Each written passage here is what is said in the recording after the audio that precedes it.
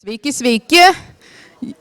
Jau kelinti metai vis nesusitarėm, kaip sakant, vienas iš svarbiausių dalykų yra paskelbti laimėtojus, bet kas tą skelbs, kažkaip vis prasileidžiam. Tai atsiprašau už vėlavimą, laimėtojai vis tiek jau išrinkti, tai koks skirtumas, anksčiau ar vėliau čia jos paminėsim. Taip, pradėsime. Pirma, ar yra iš vieno puslapio RPG žaidimo, kurie jau čia kas nors atvykęs? Tai va, tai mes skelbėme komisijos išrinktą laimėtoją Daniel Bogdanovič.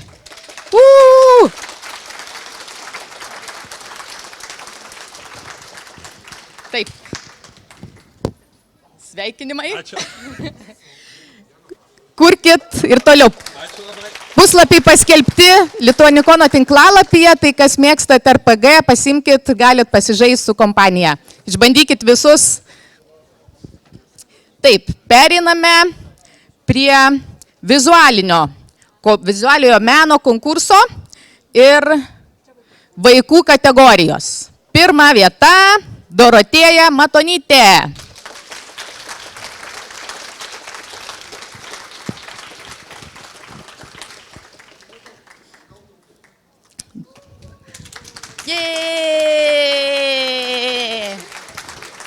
Sveikinam, diplomas ir toliau laukiam ir kitais metais.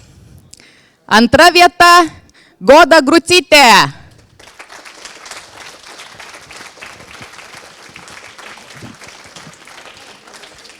Taip. Raganaičių susirinkimas.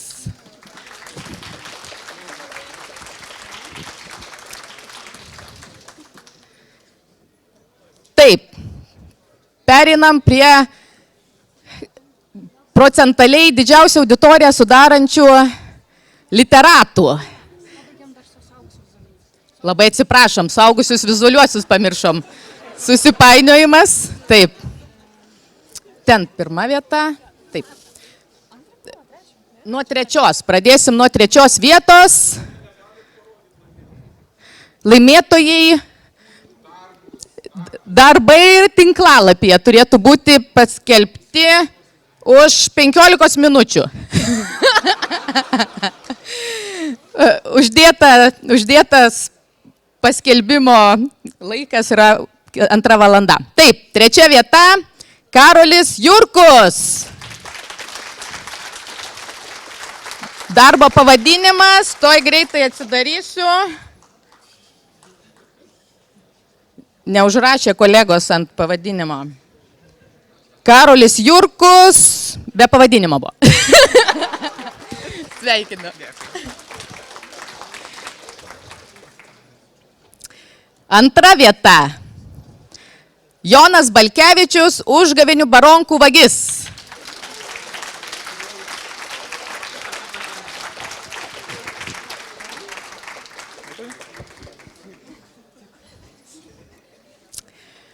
Ir pirma vieta – Maumas, jei būsi blogas vaikas, velnias tave pagaus.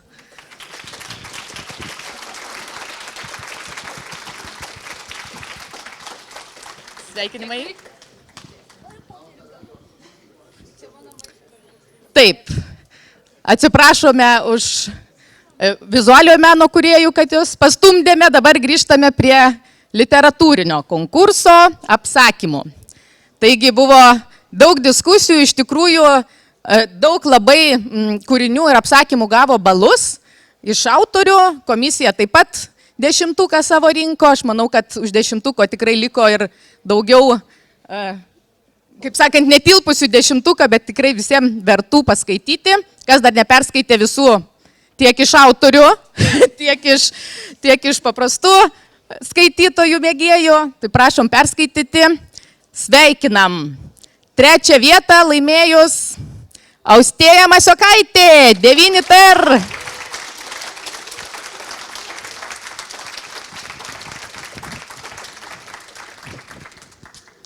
Sveikinimai.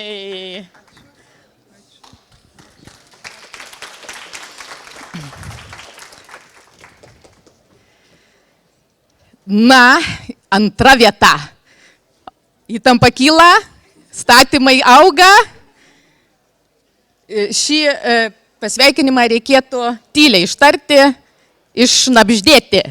Rasa Kurtinaitytė. Šnabždėjimas.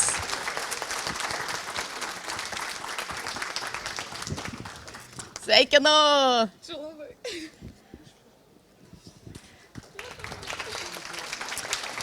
Na ir pirma vieta sutapo ir apsakymus rašiusių, ir komisijos, tai JB Ezar, štai Eva.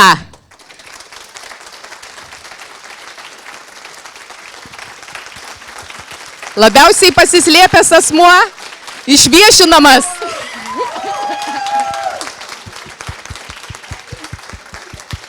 Sveikinimai. Diplomas ir statulėlė. Taip. Labai šaunus konkursas buvo kiekvienais metais vis labiau laukiamas ir vis sulaukiantis daugiau dėmesio. O apie apsakymus kviesim pasikalbėti jos rašiusius ir vertinusius. Prašome į sceną.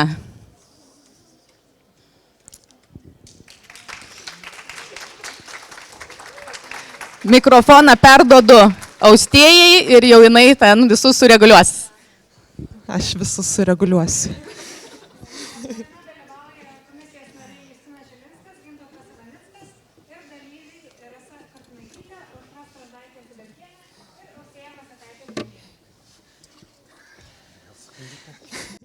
Tai sveiki, malonu iš čia visus matyti. Kaip ir jau, man atrodo, trečią kartą iš eilės yra tradicija ne tik apdovanoti literatūrinio konkurso laimėtojus, bet ir pasikalbėti plačiau apie tos kūrinius ir galbūt paskatinti daugiau žmonių suintriguoti paskaityti. Tai norėčiau tą progą pradėti nuo klausimo, kiek čia turime dalyvių, kurie rašė apsakymus. Nu, puikiai, tai va, puikiai proga paploti, taip. Tai va, na tai galim tada pradėti tą mūsų pokalbį. Ir aš kažkaip prisiminiau, kai buvo paskelbta tema, tai iš tikrųjų varčiau akis ir galvojau, nu bus neįdomu, bus visokios tenai laumės, velniai, ten drakonai. Ir iš tikrųjų nustebino, nes kažkaip tai, ko tikėjausi tą tokia galbūt blogąją prasme, kad bus labai daug stereotipinių tokių dalykų, daug kartų matytų, tai jų toli gražu nebuvo tiek daug ir kai jų buvo mažai, tai jie netgi visai smagiai skaitėsi ir tie, kurie buvo. Tai va, tai čia klausimas turbūt visiems mūsų ratelio dalyviams, kaip vat jums tas įspūdis, ar netikėtos buvo folkloro interpretacijos ir kurios pasirodė galbūt tokios įdomiausios? Nu, man dabar pirštais reiks badyti. Galima iš eilės. Iš tiesų, tai man pasirodė gal šiek tiek, aš tikėjausi daugiau įvairovės, jau taip atvirai, nes šitose taisyklėse buvo aiškiai parašyta, jog gali būti ne tik Lietuvos folkloras, ne tik senovinis, gali būti ir modernus. Ir aš galvoju, oi, čia jau žmonės prigaudys ten interneto legendų, ten iš kitų šalių kažką pasirinks. Ir didžioji dalis buvo tiesiog tas tradicinis Lietuvos folkloras. Aišku, aš irgi pati prisipažįstu, naudoju Lietuvos folklorą. Taip, bet kažkaip tikėjausi iš kitų daugiau šito, bet buvo, šiek tiek buvo, kad ir vat, pačios Austėjos buvo tas modernusis urbanistinis folkloras. Ir kitų kūrinių tikrai buvo pasitaikę. Vat aš turiu kaip tik sąrašiuką, kuris gali man padėti atsiminti. Iš tiesų, kas galbūt vienas iš įdomesnių elementų, tai buvo kūriniai, kurie ne tiek tiesiog naudoja kažkokias ten būtybės arba prietarus, bet pasėmė sudėtingas temas ir folklorą tiesiog kaip idėją ir bandė kažkaip teoriškai apie tai svarstyti. Tai galbūt šita tokia kategorija labiausiai išsiskyrė, bent jau man asmeniškai. Na, aš tai sakyčiau, kad kažkokių didelių nustebimų dėl folkloro interpretacijų tikrai nemačiau, tikrai daug labai lietuviško.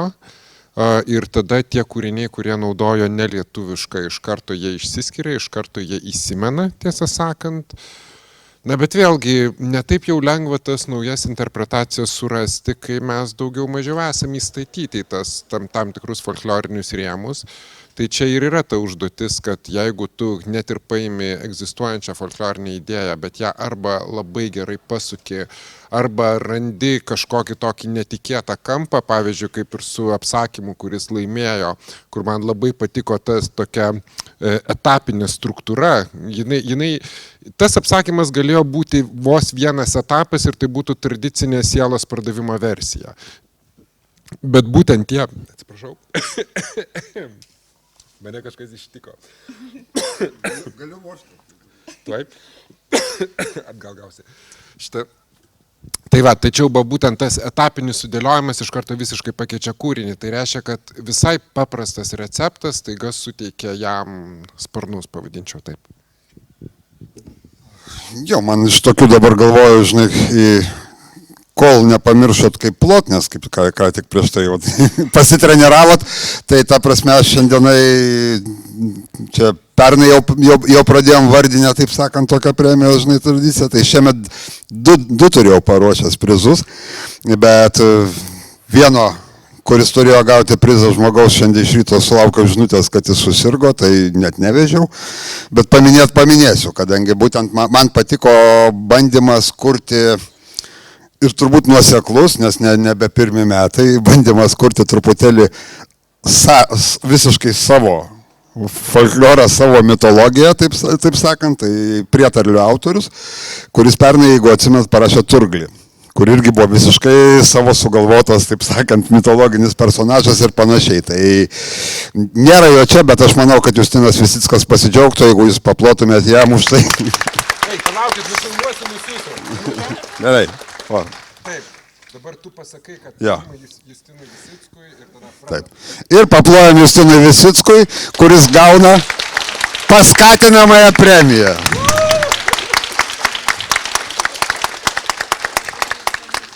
Ok, bet taip sakant, čia kalbėjo apie tai prieš tai ką tik autoriai, kad kalėdų senelių nereikia tikėti, bet yra kitų senelių, taip sakant, tai aš turiu dar vieną premiją, kurią noriu įteikti, tai yra taip, kaip pernai vardinę premiją gavo žmogus sėdintis iš kairiai nuo manęs, o šiemet taip gauna žmogus truputėlį dešiniai nuo manęs, Austėja.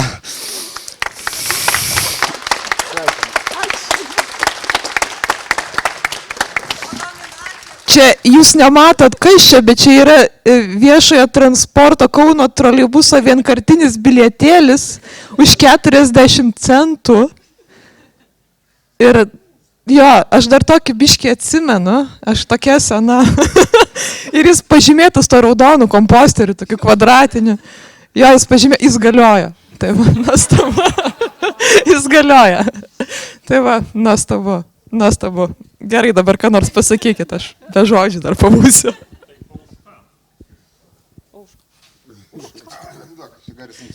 Už nostalgišką kelionę į praeitį, kurią padovanojo Į ką kalbu, beba? Čia, ta prasme, aš labai jokiausi vienam renginį, taip sakant, tokiam žmogeliui, kokiu 90 metų, žinai, supranti, davė mikrofoną, kad jis irgi ten kalbėtų ir jis visą laiką jį kalbėjo taip. Tai aš ką tik pasirodžiau neprašiau, taip sakant. Tai va, tai už nostalgišką kelionę į praeitį, kurią padovanojo apsakymas 9 TR. Aš dar senesnė. Koks buvo klausimas? Klausimas buvo apie folkloro formas ir jų tikėtumą arba netikėtumą, kurį matėm įvairovėje apsakymų. Aš iš tikrųjų mėgavausi skaitydama tos humoristinius apsakymus, kaip ir ne tik tai tas, kur Aitvarą tardė, bet ir tą, kuris su gintariniais peniais ten barstėsi. Bet iš tikrųjų pagalvojau, kad humoras ir folkloras yra sunkokai suderinama. Mes kaip ir tą žinome, kad nebuvo man visai tai paveiku. Tai man buvo būtent paveikesni tie apsakymai, kurie buvo labai smarkiai liūdni. Bet čia prasačiu. Aš netaip pravirkčiau kaip laimėtojas. Ne, taip, iš tikrųjų, bet jo, galvoju, kad aš pagalvojau, kad va, tas folkloras, mitas, epas, belekas, mūsų paveikia tai, kas tikrai liūdna ir kas tikrai suvirpina. Aš taip, Tai va būtent, kad čia mūsų turbūt lietuvių pas mus tokios šventės, žinai, kur gedulo ir vilties diena, žinai, vos ne kas antrą, žinai, supranti tokie, mes labiau mokam verkti negu juoktis turbūt. bet man tai vat, iš tikrųjų čia labai gražiai perėjom prie kitos temos, kurią galvojau paliesiu, kad šiemet tie apsakymai tokie labai socialiniai. Va šiek tiek Rasa tą paminėjo, kad nuo fantastikos, tokios grinosios fantastikos, dalis kūrinių perėjo prie tokio socialinių temų nagrinėjimo per apsakymus. Tai čia tiek kalbant apie štai Evą laimėjusi kūrinį, tiek apie šnabždėjimą šiek tiek Dievulis, taip vat tas pats. Ir ta tokia įdomi tendencija ir man atrodo, vat netgi turėjom diskusiją apie tai, kad kai kurie autoriai galbūt jaučiasi nusivylę kartais tuo, kad tas toksai tiesioginis tikras, sci-fi'us arba fantasy galbūt, kad jie tarsi atsiduria kažkur antram plane, o į pirmą planą išeina ta tokia kūryba, kuri tą fantastinį settingą panaudoja kalbėti apie mūsų bendražmogiškas problemas. Tai aš galvoju, kaip jums atrodo, ar čia kažkokią naują tendenciją turim, ar čia tema uždavė šitą ir ar to yra daugiau negu anksčiau, nes man pasirodė, kad yra kažkaip šiemet daugiau negu anksčiau. Gal to kažkiek ir daugiau, man taip pat procentaliai pasižiūrės, bet čia šiaip iš principo tai labai, labai geras ir teisingas žingsnis, sakyčiau, nes iš tikrųjų fantastika nėra apie idėją.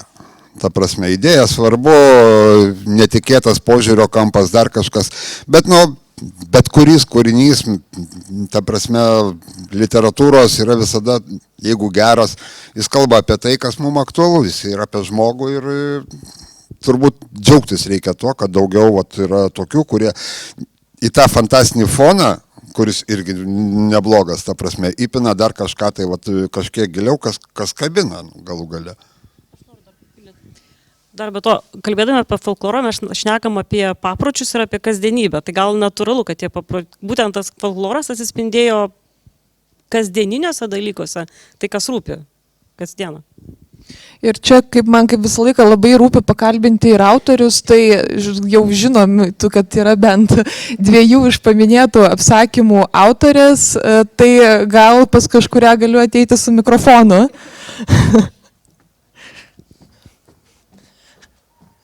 Kadangi susišypsojom, tai ateinu pas Dievulio autorę, kuri slapstėsi, dabar išviešinsime. Tai kaip tau tas socialinės temos, kodėl jos tau svarbios? Todėl, kad žmonės yra svarbus, gyvenimas yra svarbus, tai kaip apie tai nerašyti? Na ir kalbant apie tą, nežinau, fantastinio elemento ir to, tų kasdienių problemų santykį.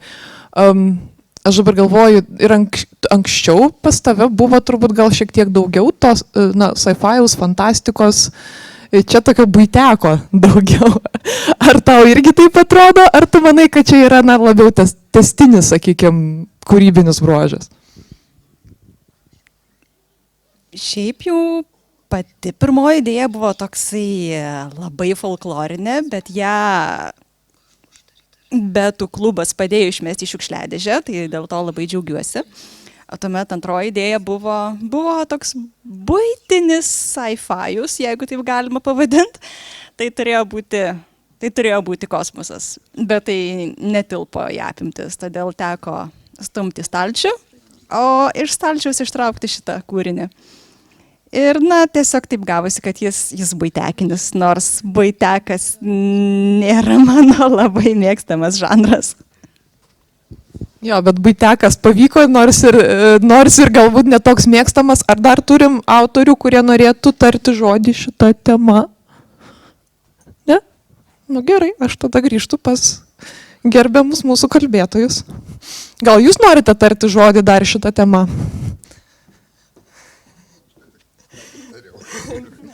Tai man atrodo, Gintautas labai gerai pasakė, kad pasakojimai yra ne apie daiktus, ne apie idėjas, ne apie pasaulius, o tai, ką žmonės juose veikia. Paimkite kopą ir išimkite iš jos Muadibo istoriją. Nieko nelieka. Paimkite žvaigždžių karus, išimkite Luką Skywalkerį. Lieka tik tai Stormtrooperiai labai netaikliai šaudantis. Tai va, tai procento neatskleisiu, nes čia dar ten žaidimas vyksta. Tai va, tai man kaip tik tas dalykas, kad žmonės geba sujungti fantastinę aplinką ir žmogiškąjį elementą, yra labai geras žingsnis ir aš visiems linkiu būtent tą kryptimį judėti. Aš dar pridursiu tik tiek apie patį klausimą, kad taip, aš manau, jog šių metų tema prie to prisidėjo, nes folkloras apskritai ateina iš žmonių gyvenimą ir to, kaip žmonės tuo gyvenimu tvarkosi ir kaip jaučiasi ir iš kur kyla visas jų emocijos ir kaip jie tas baimės ar dar kažką racionalizuoja. Tai yra tiesiog neišvengiama, aš, pavyzdžiui, pati jaučiausi truputį net priversta paimti tą kampą šiais metais rašydama, nes jeigu tu turi naudoti folklorinius elementus, kažkaip tai bus susijęs su žmonių gyvenimu. Sakykime, tam praeitų metų tema siaubas, buvo tikrai lengviau pasimti, tarkim, tik kažkokį tuštesnį veiksmą arba šoko elementą ar dar kažką tokio. Bet jeigu jau yra tautosaka, tai tiesiog bus apie žmonės. Aš tai šiaip tai galvojau, kaip tos temos, bandžiau taip išsikategorizuoti, kokių tų folkloro interpretacijų turėjom. Tai gal čia jūs man šiek tiek padėsit. Pat jau Rasa ima savo archyvą. Jūs nematot, bet jinai turi puslapius sąrašų, žinokit. Čia jeigu kam nors bus įdomu, kur sukategorizuoti, tai galite ateiti, prisiduoti ir jums papasakos, tikiuosi, nepareklamavau vėl. Tai aš tai pagalvojau, kad viena iš tokių kategorijų, galime sakyti, tai buvo bandymas kažkaip perdaryti esamus žinomus mitus. Tai čia turim Pajūrio kronikas, turim, man atrodo, ten buvo šiek tiek ir šitą apie Baziliską, buvo kita istorija, dabar atsiprašau, neprisimenu pavadinimo. Jo, tai buvo tokių, šito buvo, tada buvo bandymų kurti savo mitą, tai čirvinių blynų kvapas, žalias kraujas galbūt šiek tiek, turėjo to kažkokio, kai kuriais atvejais tai buvo savo istorijos visos kūrimas, kitais atvejais tai buvo kažkokių tokių, to naratyvo, to pasakojimo stiliaus paėmimas. Paskui, buvo šiek tiek tų urban legends, tai jau tam mano troleibusą daug kas minėjo, bet man, pavyzdžiui, ir Guobai turėjo to, ten aišku yra labiau village legend, bet ten, irgi yra tas, oi vaikai, neikit, ten yra sodyba, ten, neimkit obuolių, turi tą tokį smagų, tos iš perdodamos legendos, ten blogi dalykai darosi, ten, kaimyno anūkų yra nutikę, žinok, Tai tas labai patiko ir Bambukšlė. Irgi turėjo tą tokį kažkokios vaikų miesto legendos. Labai man iš tikrųjų patiko, kad kažkas paėmė tą vaikų, tą tokio kažkokio, nes vaikai mėgsta tokias visokias, ar ne, ten irgi gyvena baisi, ten kokia nors ten senė, ten tam ir tam name, ten neimk, nes, žodžiu, pagrobs ten, nežinau, turbūt visi gal ar daug kas kieme žaisdami turėdavot gal tokių istorijų irgi. Tai čia tai, ką man pavyko taip greitai, taip chaotiškai sukategorizuoti. Tai gal jūs turit ką pridėti, papildyti, čia iš karto jau Rasai duodu mikrofoną. Aš tai pasirašiau tik iš baimės ir panikos, neketindama čia visų kategorizuoti. Tik norėjau nepamiršti dalykų. Šiaip prie tų dar mitinių perpasakojimų pridurčiau ir Ericho pabudimą. Aš pati nežinojau, kad tenais yra pagal Gilgamešo mitą parašyta, bet sužinojau ir tada pasirodo, kad iš tiesų taip. Taip pat dar ir Noras, man jisai irgi toks parašytas kaip ir moderniai, bet pats principas toks kaip vos nepasakinis pasakojimas. Išėjo žmogus kažkokios legendos vaikydamasis, tada sutiko pinčiuką, jį apgavo ir tada kaip jisai jau iš to išsisuko. iš tiesų net ir tą patį, kaip programuotojas, kaip Shopmovė galima prie šito pridurti. Aišku, jis pašalintas dėja, bet jisai buvo toks irgi tas pats, kaip ir principas, tas pats skeletas, tik jau labai labai modernizuotas. O iš kitokių sričių, tai šiaip stebėtinai daug visokių ateities variantų, kai yra kažkokia ar postapokaliptinis pasaulis, tai čia jų buvo tikrai nemažai, sakykime, eutanazija buvo iš to, koras, gerai, koras buvo apie žmogiškus išgyvenimus, bet visas fonas buvo vėl postapokaliptinis pasaulis, anciliau ir nugalėjusi mirtį, jie buvo panašus tuo, kad Lietuvoje vyksta karas ir yra fantastiniai elementai, kurie padeda tą karą įveikti. Taip pat ir kažkoks toks linksmas apsakymas, bet vėlgi tenais Lietuva po kažkokio kataklizmo. Ir iš tiesų labai daug tokių apsakymų šiais metais. Stebėtinai plati tema. Aš nenoriu viską sakyti. Drop the mic. Ja, nu, iš principo tai iš tikrųjų Justinas iš tam tikrą prasme su savo drop the mic tai yra teisus, nes nu, esminis tos turbūt tris rūšis, sakykime, Austėja jos labai gražiai suskirstė ir surikiavo. Žinai, tai yra tradicinės mitologijos apžaidimas, savos mitologijos bandymas kurti ir tas modernios, būtent urban ar village legend, kaip ten bebūtų, žinai, kaip jo pavadinsi, žinai.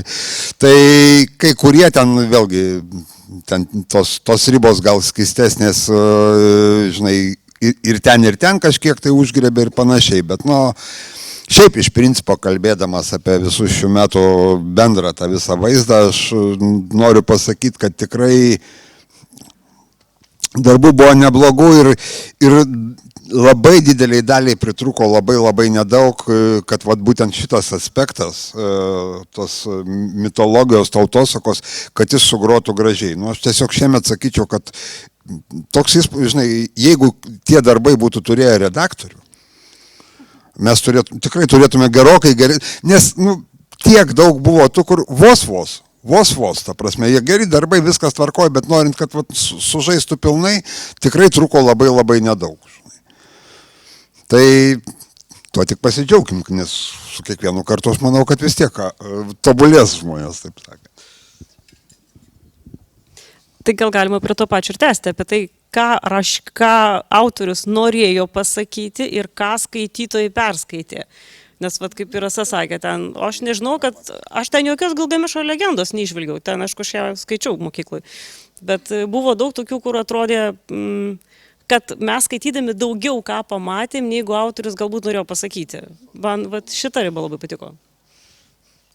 Man tai šiek tiek į tą temą tęsiant, buvo įdomu, kad dar tokia nauja atsiranda kryptelė, dar kol kas tokia maža, bet gal jinai irgi augs.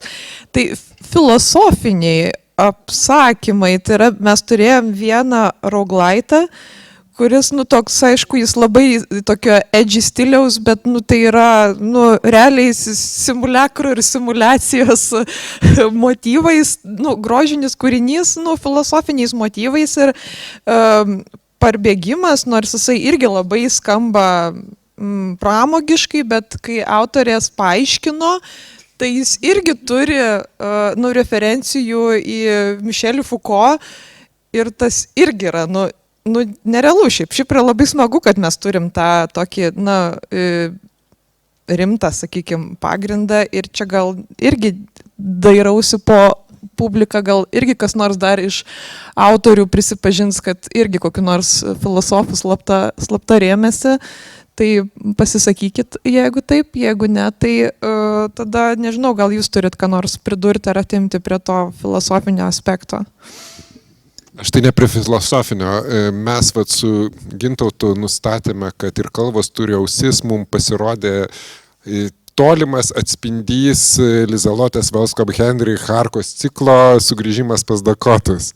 Ir ta pabaiga buvo tai, kas mus labiausiai suerzino, nes pradžioj apsakymas ėjo labai gerai ir staiga negalima palikti nepabaigtų darbų, gerbėmieji. Autoriau, jis aišku. Dabar ateinu dabar pasiaiškinimą išgauti, taip sakant.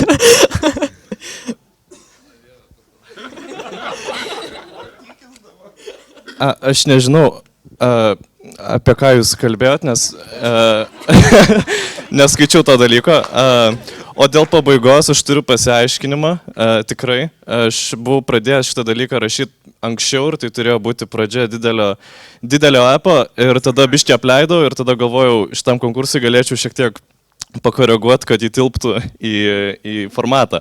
Tai, gavas kaip gavas. Dar 1000 ženklų vietos buvo, aš specialiai pažiūrėjau. Tai aš suprantu, kad čia yra bendras susitarimas, kad lauksim, taip sakant, pabaigto kūrinio, išplėtoto ir teks grįžti prie to savo epo. Aš irgi dar vieną pastebėjimą, kad aišku, aš apie visus Facebook'e parašiau, bet nemažai darbų buvo, kurie atrodė kaip didesnio kūrinio dalis, galbūt būsimo kūrinio arba esamo kūrinio, tai va čia irgi akivaizdus atvejis. Ir tada buvo šiek tiek gaila, kad toks geras užmojis ir pasibaigė. Gal vėlgi turim dar autorių, kurie prisipažins, kad ištraukė iš kokį seno kūrinio ar būsio rašomo kūrinio pradžią, pabaigą, vidurį, matau.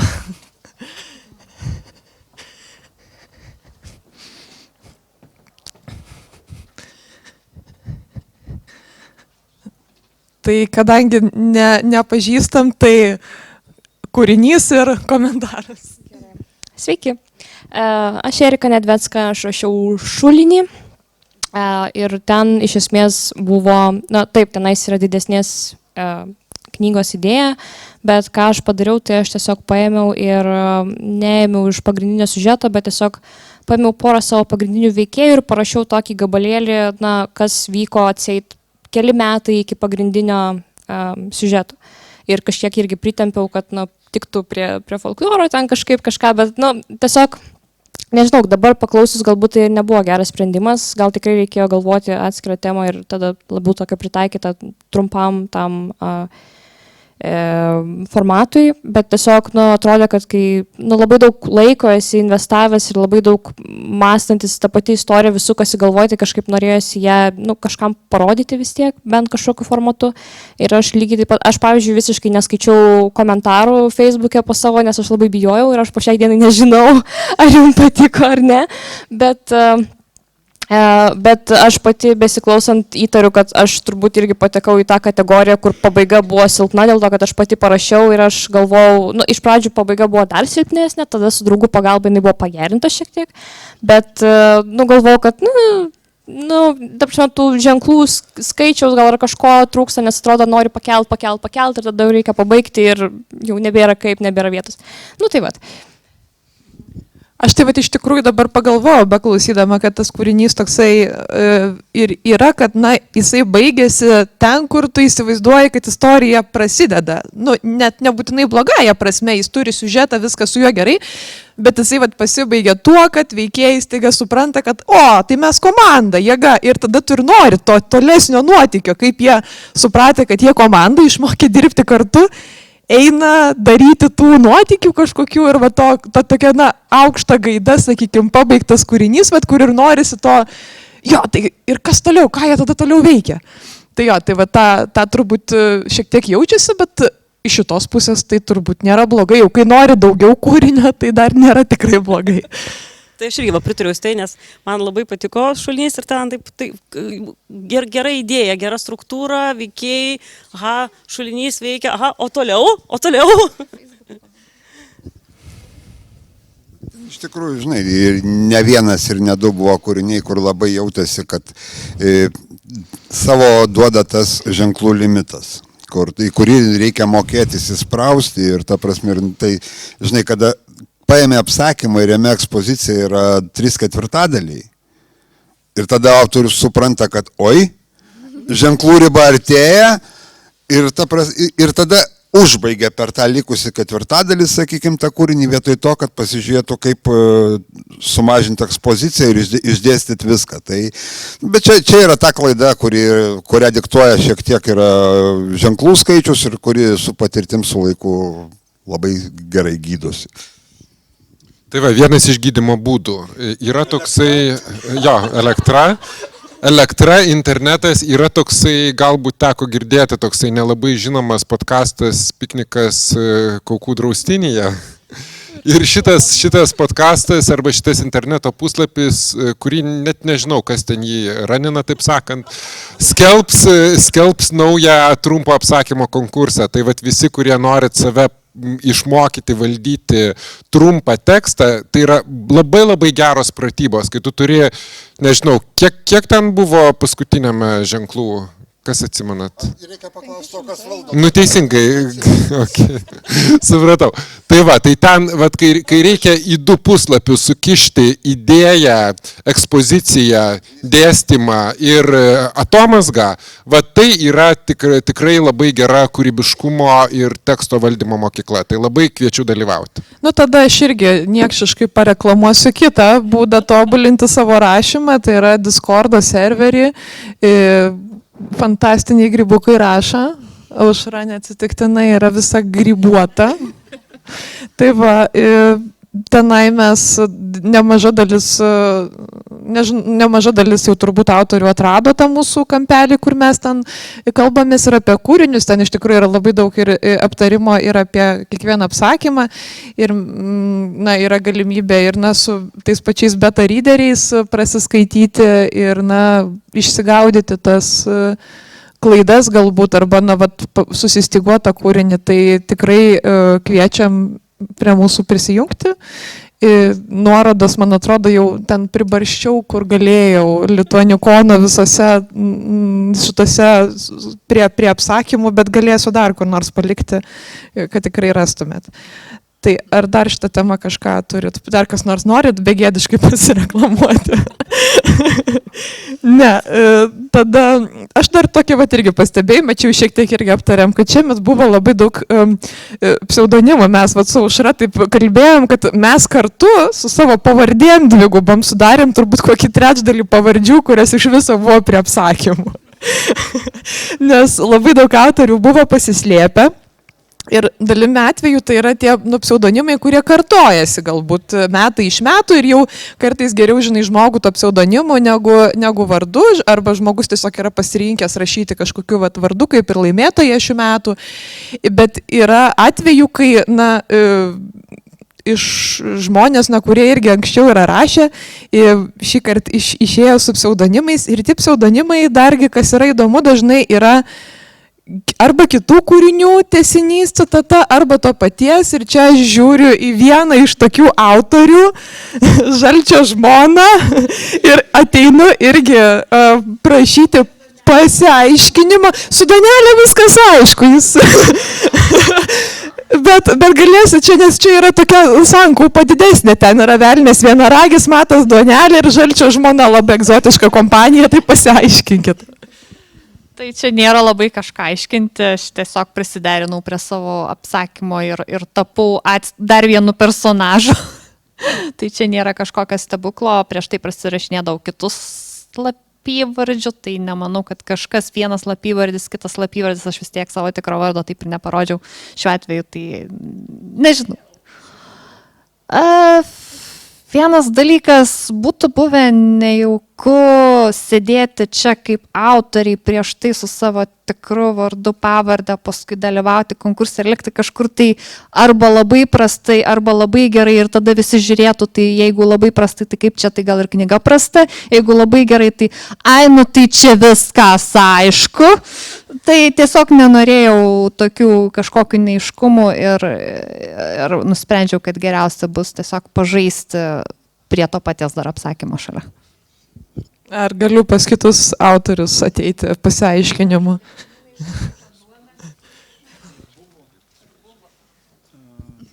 Sveiki. Būtų turbūt labai keista, jeigu aš būčiau pasivadinęs koks pagal ankstesnių kūrinių logiką, koks Lukas Blinelis. Nu, Matas ir Lukas žino suprantama kodėl. Čia atsakymas į klausimą, o dar ko nors reikia? Kodėl netikrų vardų ir pavardė? Tai labai aišku, todėl kad Matas Duonelė, jisai prilipo kaip kūrinio personažas. Jeigu pamena, tada tas Matas Duonelė tikruoju pavidalu pasirodė.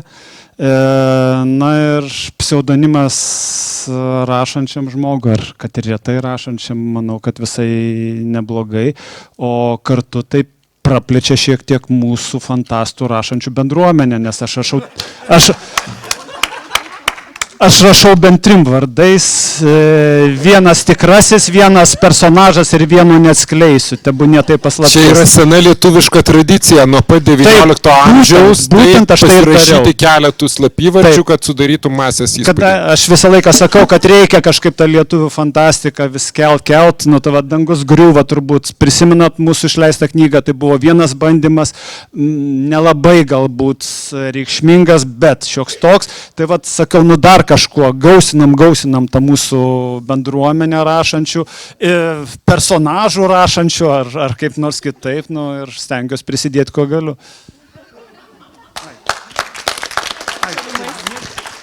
Dabar vienaragis turi pasiaiškinti. Šiaip jau stengiuosi rašyti taip, kad nebūtų gėda pasirašyti savo vardu. Ir šiuo atveju irgi nebūtų gėda, bet būtų gėda prieš mano tėvus. Todėl nusprendžiau pasislėpti fantastiniams grybams žinomų slapyvardžių. O jeigu tėvai sugalvos googlinti, tai jie neras. Ir man nereikės atsisėsti ant tos taburetės virtuvėje ir klausytis ilgų tiradų. Laimėjimas visiems.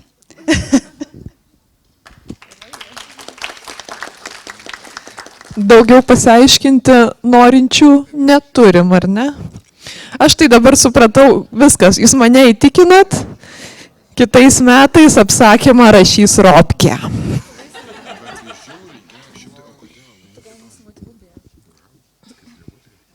Ar turit ką pridurti ar atimti dar? Apie tos, jūs čia patyliukais... Nu tai ką nors bent jau iš to nuleiskite plačiai publikai. Į tą klausimą apie pseudonimus, tai ką aš galiu pasakyti, kai žmogus, kuris, taip sakant, turbūt nieko po pseudonimu nesu parašęs, niekad nekilo tokios minties, nu, nežinau, ta prasme, aš, kad ir kaip šudienai kažką tai parašau, man paprastai to negėda, nu, yra kaip yra, tai, žinai, nesakau, kad čia žmonės, kurie parašė po pseudonimu, visi parašė šudienai. Ne visi, tai kai kurie. Ja, nu, aš tikiuosi, kad humoro jausmą visi sveika turit ir kaip sakė ta moteriškė, kurią sulaikė po raginimo, taip sakant, daužyti tapinų langus, kad čia metaforiškai pasakiau, tai jūs supratus. Bet kita vertus, aš tai, pavyzdžiui, va, tuos, ką pasakė Justina, tai aš visiškai suprantu. Čia yra tam tikras tas momentas, kad tarkim, ir savivertės elementas, tarkim, nu, aš nežinau, Gintas matyti yra labai drąsus žmogus ir jam ramu, kad jeigu jo, arba jisai labai savim pasitikė, tai yra 2 variantai, tai jeigu labai savim pasitikė, nu tai vis tiek, jeigu kažkas blogai įvertins savo apsakymą, tai reiškia vertintojai yra durniai, nu, viskas labai paprasta. Tai va, o jeigu to neturi, jeigu vis dėlto gerbi tuos žmonės, kurie vertina ir tavo apsakymą nuvertina, nu tai tada truputį liūdna, tai gal geriau, kad niekas nežinotų, kad čia aš jį parašiau. Aš tai turbūt galvoju, nu, aš esu už tikrus vardus ir pavardės iš tikrųjų, bet jeigu dabar tai pagalvoju, nu, jeigu pasirinkimas tikrai yra, kad arba mes tą apsakymą skaitysim pseudonimą, arba neskaitysim visai, tai ne, tai tikrai geriau tada skaityti su pseudonimu ir, na, vat, ir iš tų autorių, kuriuos dabar, vat, apėjant, tai iš tikrųjų, na, puiku, kad tie apsakymai yra ir puiku, kad, na, iš tikrųjų yra ta galimybė reikštis ir papildyti tą kūrinį ankstesniais ar esamais personažais ir galbūt tai, na, irgi yra kažkokia lituanikono dalis tos atmosferos ir įdomumo. Dar vat, kitas dalykas, kurį galvoju verta paliesti, tai yra įkvėpimai ir Iškvėpimai, įtakos, kažkaip, kai buvo tie apsakymai, na, dar pradėti skelbti, tai da buvo daug to svarstymo, kad, na, ta nenorminė leksika galėjo būti įkvėpta vieno praėjusių metų apsakymo. Ir taip pat paskui kalbėjom apie tai, kad, na, vat, jaujininko pasirodymas ir, na, tas, na, kažkaip tas hypas, sakykime, apie tą ir autorių, ir tą kūrinį galėjo irgi sutapti su tuo, kad, na, turėjom daug tokių stačiokiškų, tokių buitiškų tų kūrinių.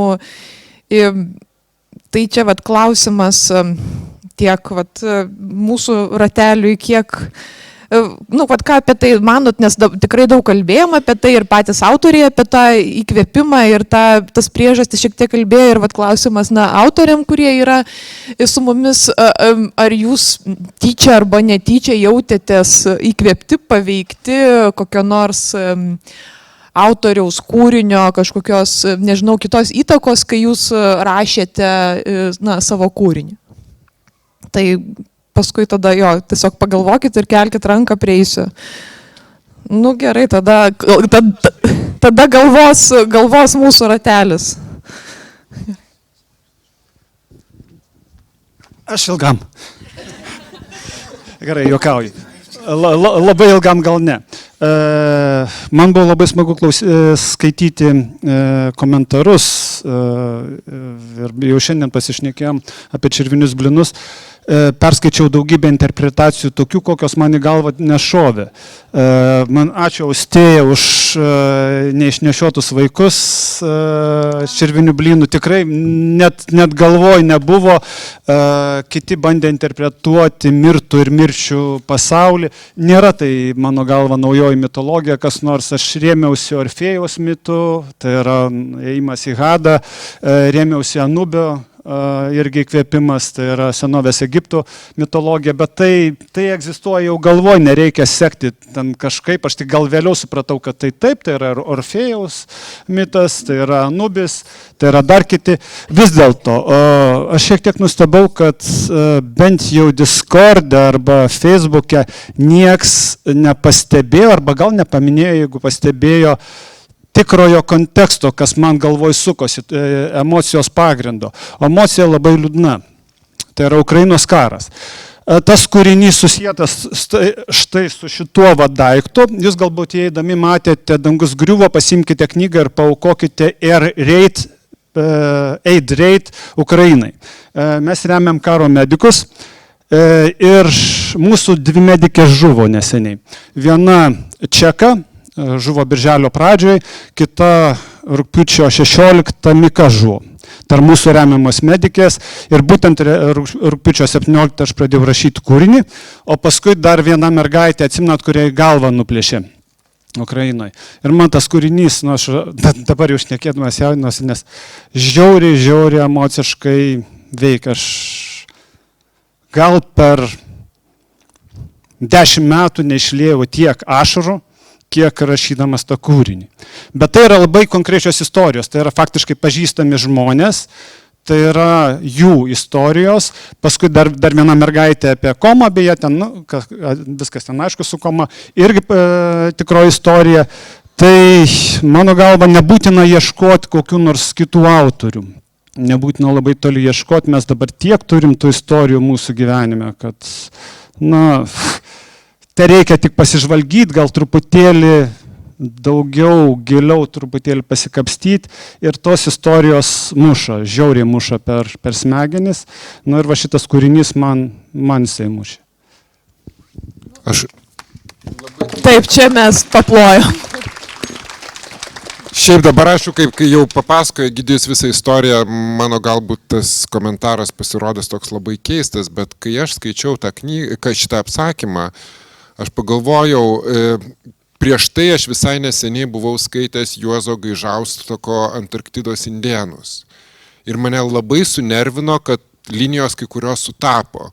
Ir galvojau, ar čia mane kažkas bando apgauti, Žodžiu, ar čia žodžiu, kad pats Gaižauskas kitaip apsakymą rašytų, aišku, tikimybė nulinė, bet pagalvoju, ar žmogus skaitė, ar tiesiog yra toks tiesiog stiprus sutapimas.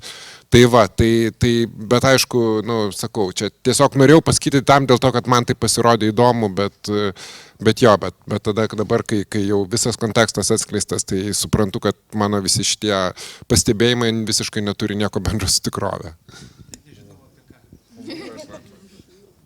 Aš tada gal šiek tiek pagalvojau, kad galiu pati į tą temą pasakyti, nes tas mano 9TR gimė, aš pradėjau žaisti žaidimą Control. Ir tenai yra, toksai pasaulis, tas pasaulis yra šiaip platesnis, nei tik tai tas kūrinys, tai yra pasaulis, kur egzistuoja organizacija, kuri tvarkosi su daiktais, įgavusiais visokių, kaip ant gamtinių galių. Ten yra gana sudėtinga teorija apie ką ir kodėl. Šiaip labai rekomenduoju, kam tokie visokie urban legends ir panašus dalykai imponuoja, tikrai pasidomėti.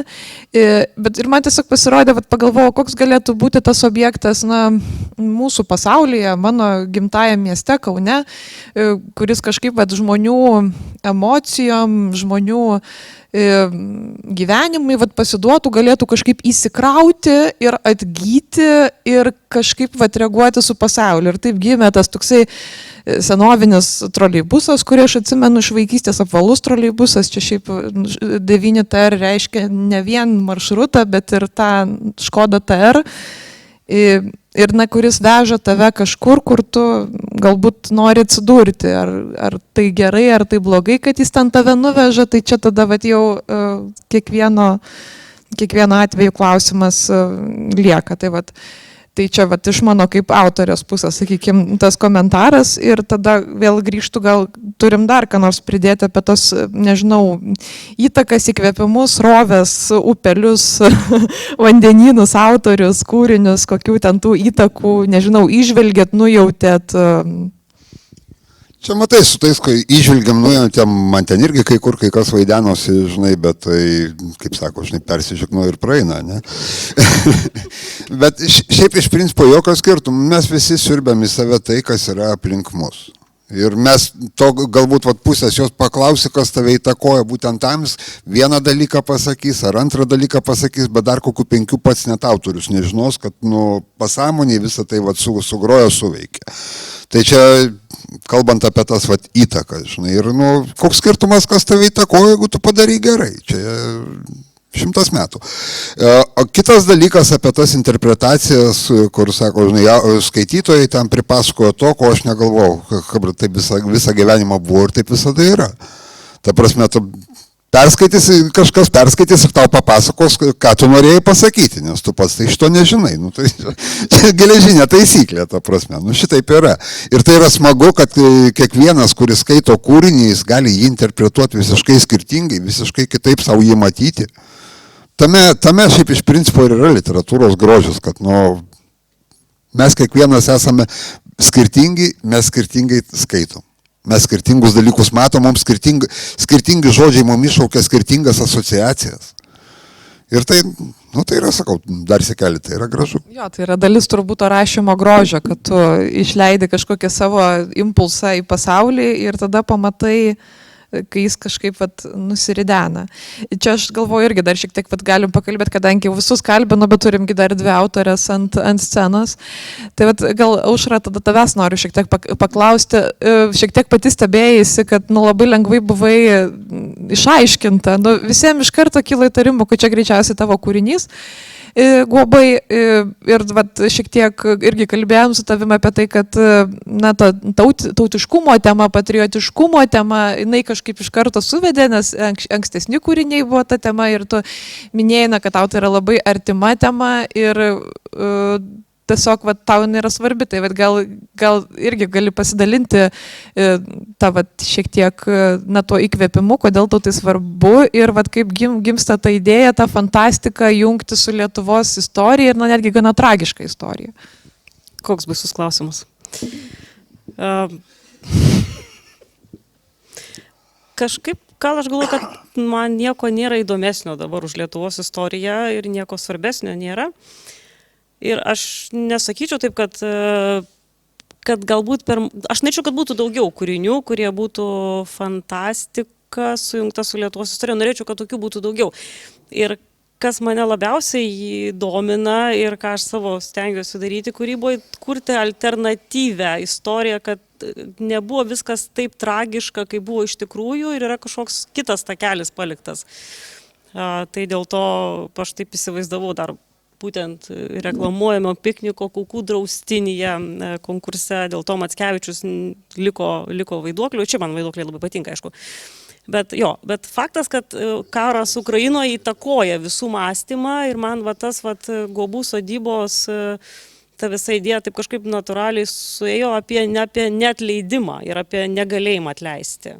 Guobai gal yra ne tai, kad Guobai nėra apie sodybą, į kurią nereikia lysti, yra apie tai, kad yra dalykų, kurių neįmanoma atleisti ir tiesiog tai reikia uždaryti, bet nedovanoti.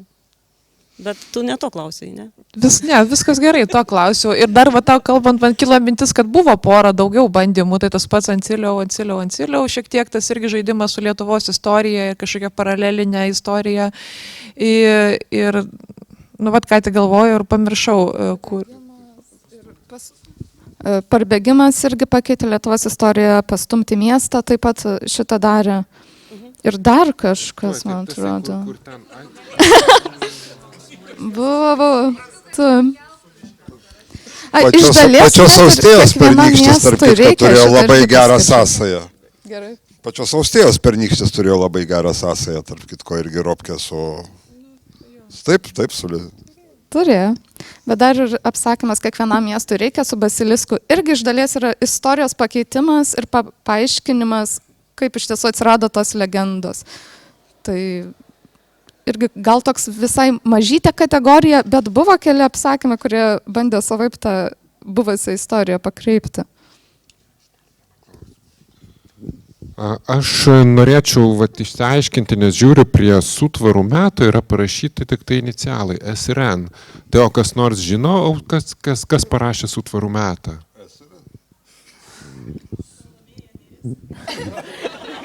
Labai panašu į tai, tikrai būdinga, būtent tas jautrumas lyriškas, žodžiu, upė šaltonėlė ten ir taip toliau. Tai neturim autorystės, ar ne?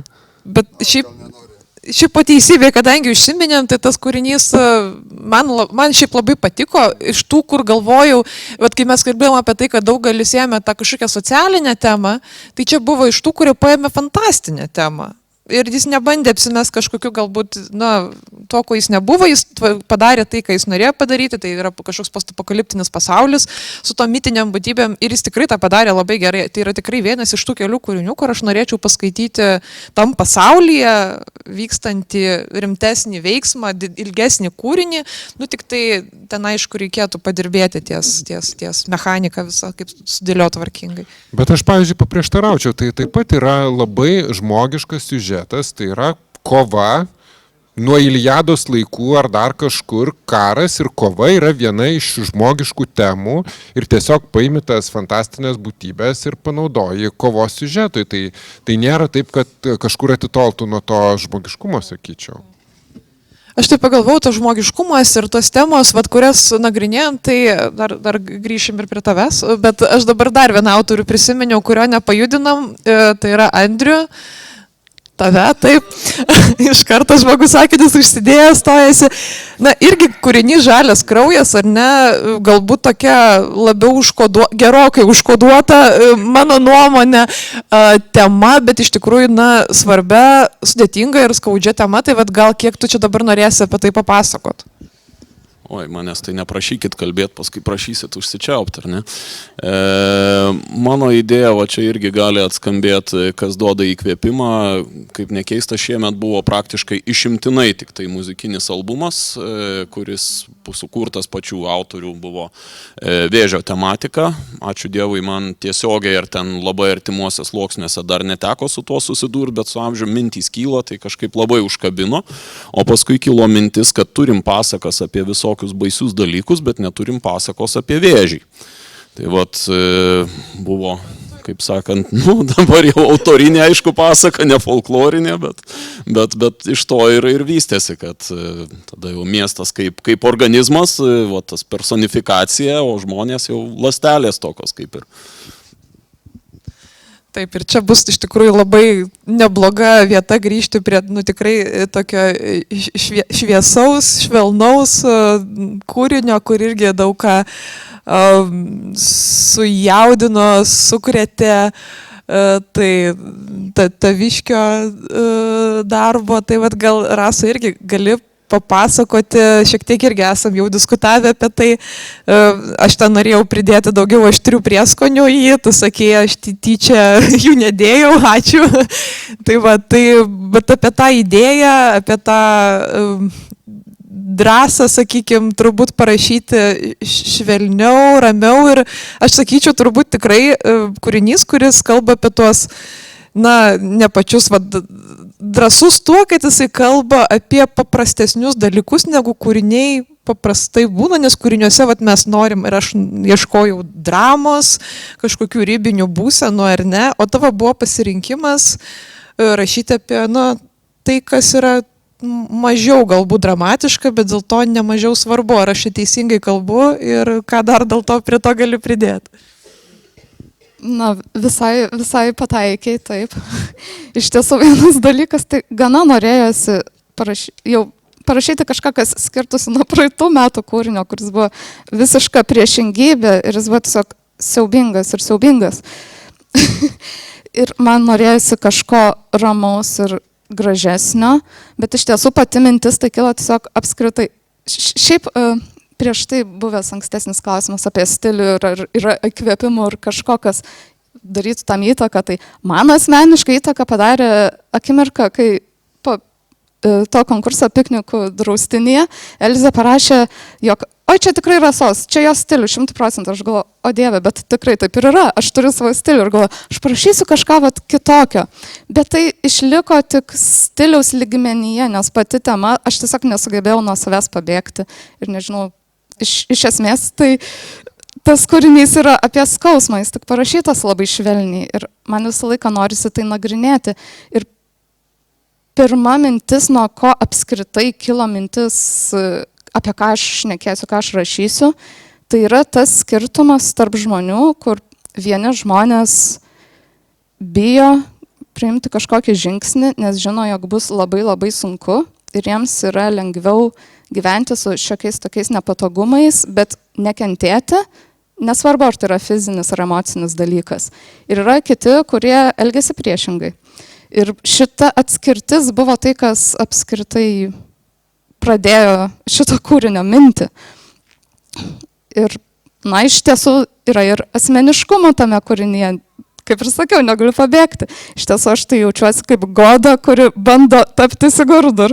Ir aš tą ir perteikiau rašydama, bet aš labai nenorėjau, kaip tu sakei, dėti prieskonių ir dramos. Aš žinojau, kad galėčiau tą daryti, bet jei aš būčiau tą darius, man būtų reikėję kentėti. Ir aš nelabai norėjau, ir aš palikau į tokį ramų, tokį introspektyvų, ir aš norėjau gal labiau pakviesti žmonės nesusikrėsti, o tik pamastyti, pasvarstyti. Ir nedaugiau. Aš tik tai vieno sakinio repliką, ta prasme, tikrai švelnus, tikrai viskas labai fainai, bet drama ten yra antram dugne ir jinai jaučiasi. Jo, tikrai puikiai suveikęs receptas, taip sakant, prieskonių akivaizdžiai įdėta kaip reikia. Ir čia tik tai toks, tiem, kas nežino, kontekstas, tas siaubingas, visiškai siaubingas kūrinys pernai buvo pirmos vietos laimėtojas. Jis ne tuo siaubingas, kad blogai parašytas, bet irgi vertas paskaitimo. Na ir matau, kad mes jau... Taip, reikia pašnekėti apie pirmą vietą šių metų. Ar pirma vieta šių metų yra su mumis? Kodėl toks siaubingas? Man tai, aš gal nežinau, kaip paklausti, kad aš nesuspoilinčiau, nes jį labai lengva suspoilinti, pasakius, kas yra kas. Bet tai aš taip aptakiai paklausiu, kaip kilo ta mintis tokį netikėtą tą personifikavimą atrasti ir įmitologinti tai, kas buvo įmitologinta. Na ir be abejo, viskas, ką dar noriu pridėti. Nesitikėjau, kad reikia šnekėti. Tai šiaip šių metų tema buvo tokia, kur man buvo tikrai sunku rašyti, nes man labiau artima yra mokslinė fantastika. Bet ištraukiau iš savo užrašų šitą idėją ir aš ją turėjau pakankamai seniai ir pagalvojau, kad šitą aš galėčiau pritraukti prie folkloro. O ta idėja tame sąraše atsirado turbūt, net nežinau kada ar kaip, bet man visada patikdavo žiūrėti į tą tikrovę per fantastinį prizmę. Ir, tarkim, posttrauminio streso sindromas kaip kelionė laike, nevalinga Slaughter Housewife, arba kaip Alzheimeris, kaip asinchroninis gyvenimo suvokimas. Tai ta idėja man tiesiog kažkaip pagalvojo, o kas būtų, jeigu tą sindromą, kurio mes nelabai suprantam dabartyje, demencija, atsiprašau už spoilerį, kas būtų, jeigu tai būtų iš tikrųjų būtybė, kuri sukelia tą ligą, ir tada pradėjau galvoti, o kokie yra jos motyvai, ir jinai man pasirodė tokia kolekcininkė, kažką pamato ir galvoju, aš tavęs noriu. Ir tada ieško tų būdų, kaip rasti, nežinau, teisinę būdą, kaip surasti tą prieimą. Ir tas vystimas tokiais etapais, tą patį sandorio su noro ir ką pasiima mainais, tai teko grinai, nežinau, matematiškai apgalvoti, kad viskas gražiai susidėliotų pabaigoj. Tai, nežinau, nebuvo ten kažkokios, nežinau, nuėjimo iš Dievo kažkokios minties ar dar kažko, teko labai rimtai dirbti su tuo. Tai va, tai pamiršau klausimą net. Viską ir atsakė, aš tai dar pagalvojau iš tikrųjų tą kūrinį skaitydama, kad tas folklorinis dalykas, tai kad mitai atsirado iš dalies bandant paaiškinti tai, ko nesupranti. Žmonės bijojo kažkokių reiškinių ir tada bandydavo jiem paaiškinti. Prieš tai diskusijai buvo kalbėta apie apsigimimus arba raidos sutrikimus, kur būdavo nurašoma, kad vaikas sukeitė laumės. Ir ten visokie kitokie. Ir čia, sakyčiau, irgi yra to tokio gal atvirkščio dalyko, nes pas tave žaidimas yra priešingas, kai tarsi tam, ką mes jau esam paaiškinę moksliškai, sukūrė mitologinį tą pamušalą, bet iš esmės, anksčiau žmonėsgi darydavo priešingai. Turbūt visiškai realu, kad kažkada žmonės galvojo, šitą sudarė sutartį su kažkuo, ar ne? Ar galvoja apie šitą aspektą? Na taip, aš galvoju, kad tai bus pakankamai akivaizdu.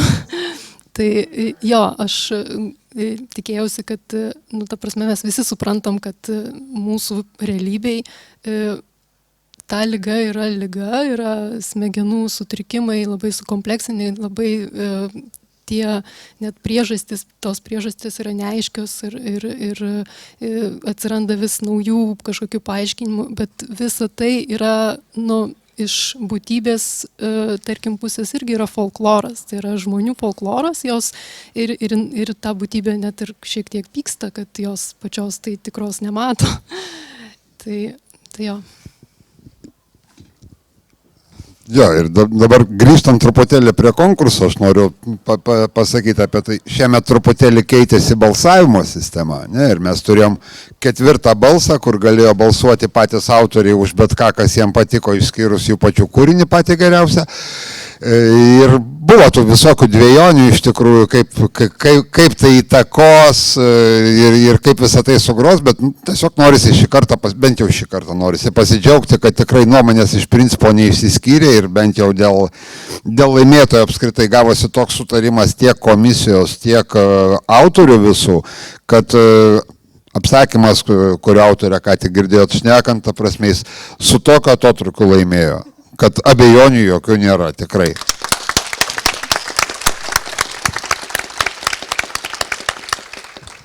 Na tai turim dar kelias minutės ir čia aš jau noriu taip vat perleisti laisvą programą, atiduoti mikrofonus ir leisti jums kalbėti, ką norit.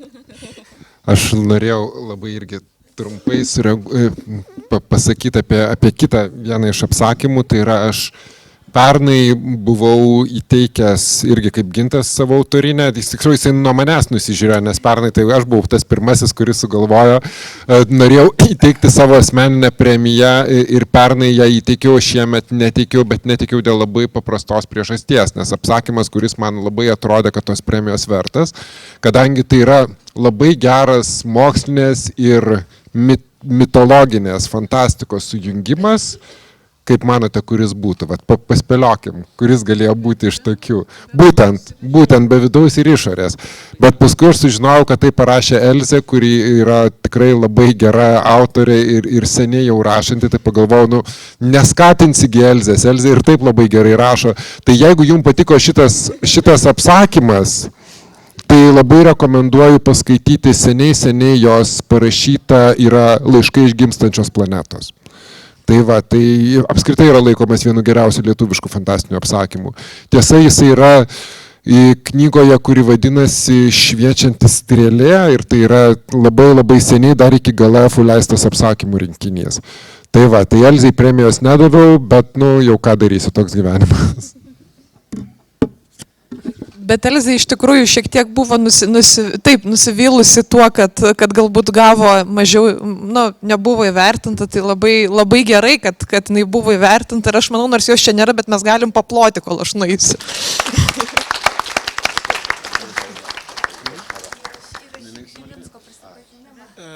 Kadangi perėjom prie asmeninių prizų, mes Discord'e aptarnėjom, kad savo mėgstamiausiam ar ten geriausiam galima įsteigti asmeninius prizus, tai aš irgi pasinaudosiu progą, aš įsteigiau kelis asmeninius prizus. Nematau autorių, kurie rašė apie Vilnių, nei vieno čia. Ar yra? Pabėgo. Adomas buvo, ar buvo Vištelės autorius, Mega Gaidžio autorius? Yra. Tai turiu Mega Gaidžio autoriui prizą. Sekundę. O, jį reikia įsitraukti. Yra tokia Lietuvių literatūros tautosakos instituto knyga išleista, labai gražiai iliustruota, Vilniaus legendos. Tai tam žmogui, kuris kūrė naujasias legendas, norėjau įteikti šitą prizą. Ačiū. Toliau už kitas legendas, velnias teks man išeiti vis dėlto į priekį. Taip. Tos legendos kūriamos ne tik apie Vilnių, bet jau kūriamos ir fantastų bendruomeniai. Tai yra grybų legendos, man rodos, jau labai aiškios. Grybų, ten matėt, netgi bazė jau sukurta. Tai vieną iš grybų autorių norėjau teikti fantastiškiausiai grybautojai dovanų. Šiemetiniai grybukai su specialiu poveikiu. Tam, kad fantazija lėktų visiškai neribojama. Ir trečias prizas, mano kūrinį ten buvo Mirta pasižymi kelią riešutais smilga, o Lėja pasižymi saulėgražom, kurios veda į saulėgražų lauką, virš kurio žydras dangus, asociacija aiški. Bet turiu specialų prizą tiem riešutautojam, kurie sekė autorių paliktais akmenėliais, duonos trupiniais, riešutais, saulėgražom ir jų iš ties galima būtų išdalinti daug. Aš turiu maišą riešutų, kas sekė tais takais, prieikite, savo ją duosiu. Bet čia vienai iš geriausių, tiesa mano galva pačios geriausios mes neturim, mano galva geriausia riešutautoja buvo Sofija. Ačiū labai Sofijai už tą riešutavimą, ačiū Austėjai, bet ir Rasai, labai ačiū už tą nuoseklų riešutavimą. Ačiū.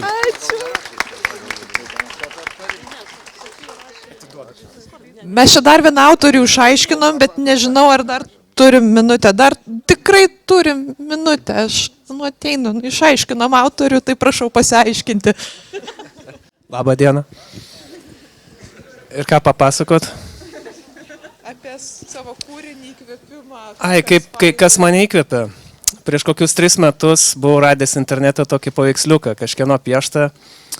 Kaip Vilniaus senamiestį apgriautam, bėga gaidys ir už kampo slepiasi grupelė kareivių. Ten vienas su Žalgirio šaliku, ten troleibusas toks aplūžęs stovi. Tai aš pagal tą piešinį iš pradžių padariau RPG kampaniją, kur ten irgi veikėjai keliavo po apgriautą Lietuvą, keliavo į Užupį, gaidžią žudyti. Tai va, čia labai tas kūrinys jam ir davė įtakos, sakyčiau. Tai jo, šia džiugia gaida, taip sakant. Tai aš jau matau, kad mes, taip sakant, įvairius subtilius užuominas ir požymius matau, kad mums reikia pamažu pakuotis.